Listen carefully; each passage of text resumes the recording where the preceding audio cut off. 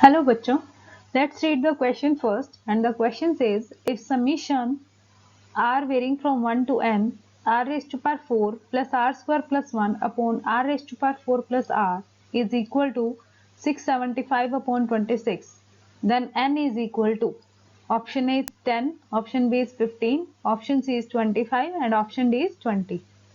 तो सबसे पहले हम इस क्वेश्चन का की कॉन्सेप्ट लिख लेते हैं।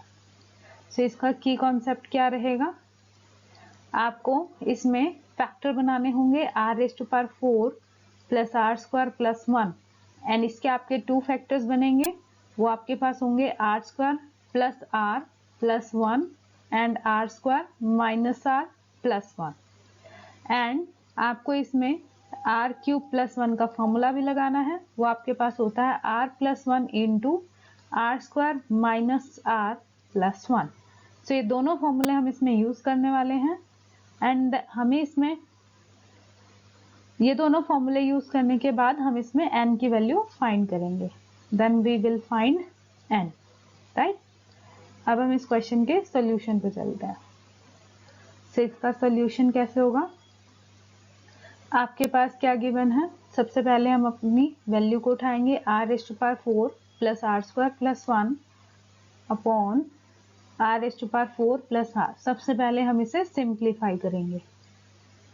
तो हम इसे जब सिंप्लीफाई करेंगे तो क्या बनेगा आपके पास, are square plus R plus 1 into are square minus are plus 1 upon, आप इसमें से भी आर कॉमन ले सकते हो, are cube plus 1।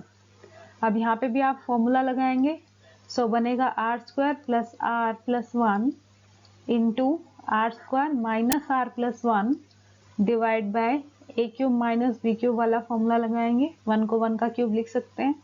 So r plus 1 into are square minus are plus 1 और आर आपका ऑलरेडी था। अब आपका ये कैंसिल हो जाएगा, न्यूमरेटर में एक फैक्टर और डिनोमिनेटर का एक फैक्टर।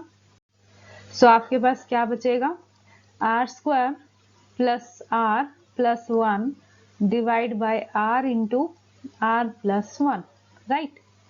सो आपके पास क्या बना, ये r square plus 1 divide by r square plus are.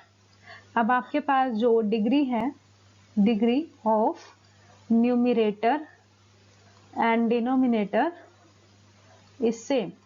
सो जब डिग्री सेम होती है तो सबसे बेस्ट ऑप्शन होता है डिवाइड।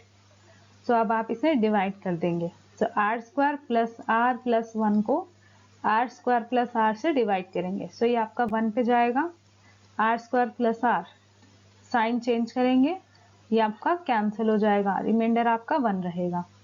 सो दैट मीन्स आपके पास are square plus 1 upon r square plus r की वैल्यू अब क्या आ चुकी है, 1 plus 1 upon r square plus r. तो इसे क्या लिख सकते हैं, 1 plus 1 upon r into r plus r.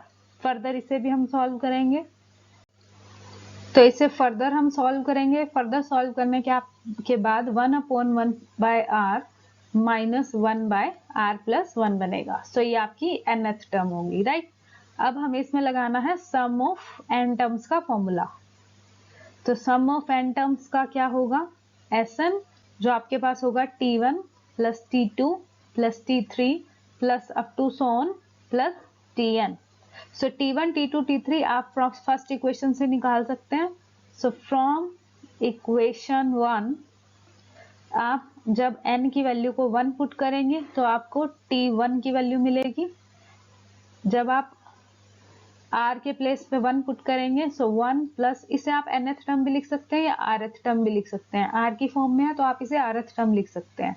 तो जब r की वैल्यू आपकी 1 हो जाएगी तो आपके पास T1 की वैल्यू आएगी 1 plus 1 by 1 plus 1 by, sorry यहाँ माइनस होगा, माइनस 1 बाय 1 प्लस 1। इसी अकॉर्डिंग आप T2 फाइंड कर सकते हो for r is equal to 2 के लिए। सो आपके पास क्या बनेगा, 1 plus 1 by 2 minus 1 upon 2 plus 1 up to so on. ये सारी वैल्यूज निकाल के आपको इक्वेशन नंबर सेकेंड में पुट करनी है। So put all the values in equation second। सो आपके पास सम क्या आ जाएगा, 1 प्लस 1 माइनस 1/2, ये फर्स्ट टर्म आई थी, प्लस सेकेंड टर्म क्या आएगी आपके पास 1 plus 1/2 minus 1/3 plus 1 plus 1/3 minus 1/4 plus up to so on plus 1 plus 1/n minus 1/n plus 1। अब आपका जो कैंसिल हो रहा है आप कैंसिल कर सकते हो, 1/2 से आपका 1/2 कैंसिल हो जाएगा, देन आपका 1/3 से 1/3 कैंसिल हो जाएगा, उसी अकॉर्डिंग आपका 1/4 से नेक्स्ट टर्म में जो आपका 1/4 होगा वो कैंसिल हो जाएगा, एंड लास्ट तक आपका 1/n कैंसिल हो जाएगा। सो अब आपके पास क्या रहा, जो आपके पास फर्स्ट टर्म है सबकी वो सेम है 1 1 1 अप टू सोन 1, तो n टाइम्स हो जाएगी आपकी, तो 1 plus 1 plus up to so on ये आपका n टाइम्स अलग से आ जाएगा, राइट। एंड नेक्स्ट टर्म में आपके पास एक ये 1 है एंड लास्ट टर्म में ये आपके पास रिमेनिंग टर्म है। सो आपके पास क्या बनेगा, +1 माइनस 1/n प्लस 1।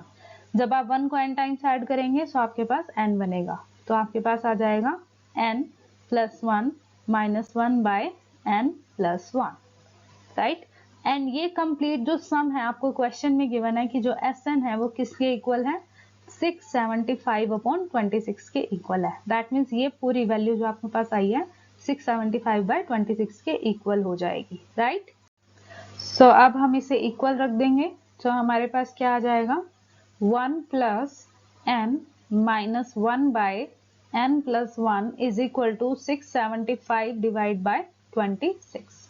अब हम इसे सॉल्व कर लेते हैं। सो आपके पास बना n plus 1 minus 1/n plus 1 is equal to 675/26। LCM ले लेते हैं। सो एलसीएम लेंगे तो क्या आएगा, n प्लस 1 का whole square minus 1 is equal to 675/26 into n plus 1।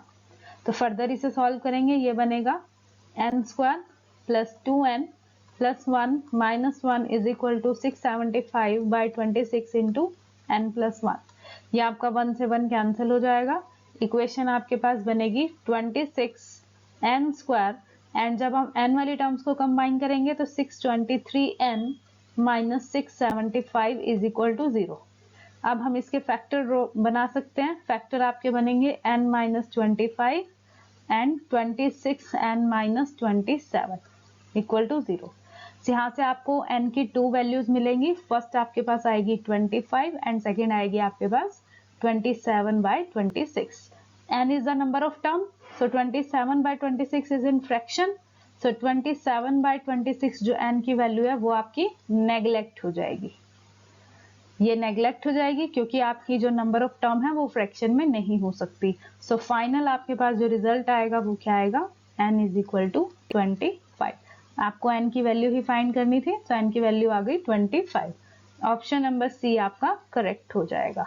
Okay, I hope you understood well. Best of luck, thank you.